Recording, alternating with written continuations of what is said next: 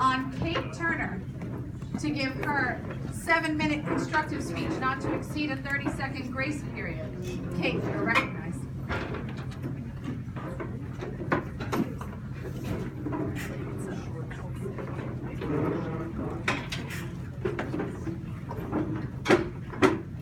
Thank you for your recognition, honorable speakers. Resolved. It's not always rainbows and butterflies, it's compromise that moves us along. Now, when my partner and I were thinking about this resolution, we thought about what moves us along and what compromise entails, and it entails sort of challenging your belief system and really thinking about someone else's perspective. And we were thinking about this and thinking about what matters to us and sort of the things that have shaped us, which led us to our case topic, which is that Harry Potter should have been a Slytherin. Now, for the purposes of this debate, we define Harry Potter as the main character of the Harry Potter series, written by J.K. Rowling and also adapted into 8 movies. Should have been is ought to have been sorted into from book 1, and Slytherin as a member of Slytherin House, as opposed to Gryffindor. Before I jump into our contentions, I'd just like to clarify that our case revolves not around the Harry Potter canon, but around authorship. We're saying that J.K. Rowling, the author of Harry Potter, should have written the books with Harry as a Slytherin and then moved on from there, and that's how we'll be arguing this case. Now, for our first contention, if Harry was a Slytherin, it would have allowed for far more complexity within the story. The way that Rowling wrote Harry Potter was wonderful, obviously, or else we wouldn't be running a case about it, but in some ways it was very simplistic. There was always, ever since book 1, a Gryffindor-Slytherin rivalry that was very strong throughout the entire series, and almost eventually a dichotomy set up between good and evil, with the 2 houses, Gryffindor and Slytherin, representing good and evil respectively. Now, the Slytherins were stereotyped as bad, evil, and petty. They were bullies. Often they were even physically unattractive. And she challenged some of these stereotypes with the character of Severus Snape, but this didn't happen until the very 7th book, when we even saw a Slytherin character be a good person. This didn't happen until the very last book of this long, epic series, and she left most of the Slytherins as cowards and as evil and as horrible, racist Death Eaters, essentially. Honorable speakers, if you'll remember, in the very 7th book, there's a giant battle, basically between good and evil. And what the Slytherin House does, all the students of Slytherin House, so kids aged 18 and younger, 17 and younger essentially, none of them choose to fight, whereas all the rest of the 3 houses do. None of the Slytherins choose to stay and fight essentially for the forces of good, and they all leave. In the movies, they're even forced into the dungeons, because the assumption is that all of these people must be evil. And nothing, honorable speakers, is ever that black and white, especially in war. We need to consider, first of all, that these Slytherins some of them were the children of Death Eaters. So where were their loyalties going to lie? And also, if they've been in this house for the past however many years of their schooling, and they've been told they're evil for the past however many years of their schooling, because that's the way that this universe has been set up, and that's the way that people consider Gryffindors and Slytherins, how fair is that to this entire group of students? Now, if Harry was in Slytherin, this doesn't have to change most of the story. He could still have been friends with Ron and Hermione. He met Ron on the train on the way to Hogwarts before either of them were sorted, and I refuse to believe that Ron Weasley, who's one of the kindest characters in the book, would not have been friends with Harry Potter, despite his house. He would still have been friends with Hermione. He didn't make friends with her when he found out they were both in Gryffindor. He and Ron didn't like her for a solid half of the first book. He liked her when he saved her from a troll, and Harry being in Slytherin wouldn't have precluded his bravery in any way. You don't have to not be brave if you're not in Gryffindor. That's not the point of the series at all. Now, for our second contention, if Harry had been in Slytherin, this would have allowed Rowling to go much more in depth with the world building of the series. We could have learned so much more as readers about wizarding culture if we'd been told from the perspective of the house that we didn't get to see as much of. We could have learned so much more about wizarding culture if we'd been exposed to more than one house throughout the entire time. With less focus on the Gryffindor versus Slytherin rivalry also, we would have learned more about the other 2 houses. A big complaint that I hear when I'm talking to other people about Harry Potter is that, well, we don't know what Ravenclaw and Hufflepuff were like, because there were like 2 Ravenclaw characters and 1 Hufflepuff one, maybe, and we have no idea. But if the focus hadn't been on Gryffindor versus Slytherin, if Harry had been in Slytherin and still had Gryffindor friends, then we would have learned more about all of the Harry Potter universe, because we wouldn't have been restricted to this dichotomy that Rowling essentially set up. Also, honorable speakers, think of how much fun the Quidditch games would have been. If Harry had been on the Slytherin Quidditch team and he'd been friends with all the Weasleys on the Gryffindor one, that would have been kind of really awesome. Now for our third contention. My partner and I proposed that this would have strengthened Rowling's ultimate message about prejudice. Now the best thing, in my opinion, and in my partner's opinion, about the Harry Potter series is its themes about love and about acceptance. You learn about metaphors about racism through the treatment of muggles or non-magical people in the Harry Potter universe. You learn about tolerance when Harry makes friends with a werewolf character and a half-giant character, and he makes friends with house elves, who ultimately, the house elves get to fight in the battle, honorable speakers, and who ultimately prove their bravery and their commitment to goodness. You even learn about it with the giant spiders that live in the forest, because the giant spiders come in and fight in the battle too. They have their moment.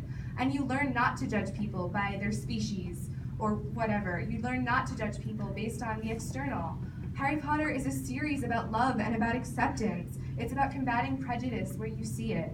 And from Dumbledore's Army, which is a student organization that Harry forms, to the Order of the Phoenix, which is the group that Dumbledore creates to fight against Voldemort, to all the characters who simply stand up against injustice throughout the book, the message is about rejecting stereotypes, always. So what if Harry, the savior of the wizarding world, was in Slytherin House, which is the house that's stereotyped as the evil house? And if he learned early on from his childhood that they're not all villains, that you can't take an entire group of people and tell them that they must be evil and they must not be good. The first thing in the series, as it stands, that we ever hear about Slytherin House is that there's not ever a wizard who went bad who wasn't in Slytherin. And that can't be true, honorable speakers. There can't be one house for the evil people and only that house for the evil people, because that's not how the world works. And for Rowling to have put Harry in Slytherin House from the very start of everything would have just only furthered her message that your house shouldn't define you, your birth shouldn't define you. There's nothing wrong with ambition. You can still be a good person even if you go after what you want and what you believe in. The Sorting Hat thought Harry should be put in Slytherin. That's the first thing it said when it went on his head. Why couldn't he have been there? What was the problem with that? Beyond Snape, if she had gone beyond Snape and beyond that one meager character and delved much deeper into a true challenging of stereotypes, even in canon, then Harry Potter would have been so much more powerful and its messages would have been made so much stronger. Now to quickly crystallize our contentions. Our first contention was that if Harry was a Slytherin, it would have allowed for more complexity within the story, because the way J.K. Rowling wrote Harry Potter, unfortunately, made a very simplistic sort of comparison between Gryffindor and Slytherin, with all Gryffindors being good and all Slytherins being evil. And frankly, the world is not that black and white. For our second contention, this would have helped her develop the world of Harry Potter more fully, because we would have been able to learn more about all the houses of Hogwarts and get more inter-house unity. Which leads me into our third contention, which is that it strengthens her message about prejudice. State your point. Overtime. Point well taken. And with that, I close, and I strongly urge you to vote for the government.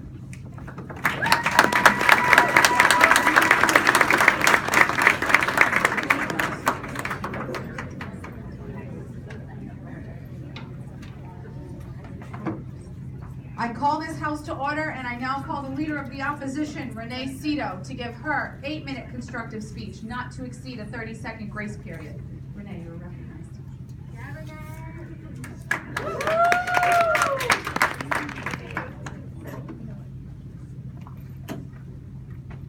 Thank you, honorable speakers, for your recognition, and thank you to the government for this really great case. My partner and I are very excited.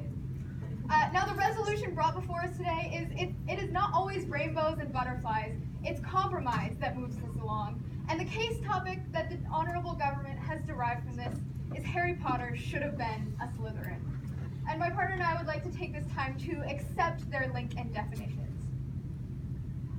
Right away, we would like to address the idea of audience before we even get into the contentions. Who is Harry Potter really written for? Yes, it's become a popular book for adults and for teens, but at its core, it is meant for children. It is meant for people who are having those formative experiences, who are learning about the world. And it's a book that, yes, is meant to teach them these good ideals about decreasing things like racism in our world. So with that in mind, I'd like to move into our first contention. the government's first contention, which is that it would have created more complexity in the story if Harry Potter was a Slytherin. They called it simplistic that he is a Gryffindor and stands for these good ideals that Gryffindor has come to embody. But again, I'd like to remind all of you that this is a book that is meant for children. It's meant for people that are really forming their ideas of the world. And in young adult literature in general, we always see these kind of stereotypes happening where there's a good force and there's an evil force, because it makes the storyline interesting and appealing to these types of people. The great thing about Harry Potter, though, is it's not just he's Gryffindor, he is amazing 100% of the time, he also has his flaws. So seeing a hero character, a character that does fit into Gryffindor, but also has these flaws in him, this conflict between good and evil within him, but chooses to be a good person, that's really important to these young readers. They discuss the final battle where the Slytherins don't fight, and we assume that they're all evil. They said the world is not this black and white. But again, Madam Speakers, for the sake of the book, for the sake of the value of entertainment, all of those sorts of things, it's important to have concrete ideas. And if we painted Slytherin as this confusing and conflicting group of people, that makes for, frankly, a storyline that's not as concrete, that's not as solid or as understandable. Again, this illustrates how children are impacted by their environment, that all of the Slytherins chose to do this. All of their parents probably, in many cases, were also in Slytherin, and they grew up in an environment where they didn't necessarily support it. So it shows our children how, your parents and other influences can really affect your decisions, and how you should learn to become independent.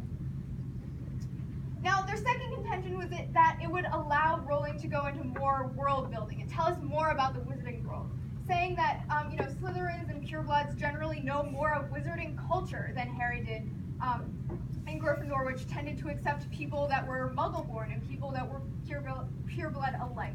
However, I ask you this: would it still have been as good of a book as it was if we'd had an entire example of what the wizarding world was behind it? It would make the book more dry and less interesting for, again, that target audience.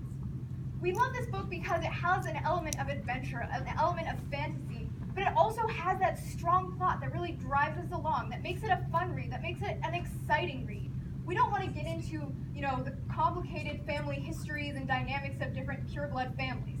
No, we want to get through the story. We want to hear the adventure, honorable speakers. Again, another thing to consider is that what if Harry was born into a wizarding family? This would give us a huge amount of wizarding culture that the government is, really advocating for, but that's not a choice they decided to make. So there's many options here to allow us to understand more about the wizarding world, but my partner and I frankly feel that Rowling did an excellent job in the amount of wizarding culture that she put in, and kind of the balance between plot and background that we received throughout all of the books.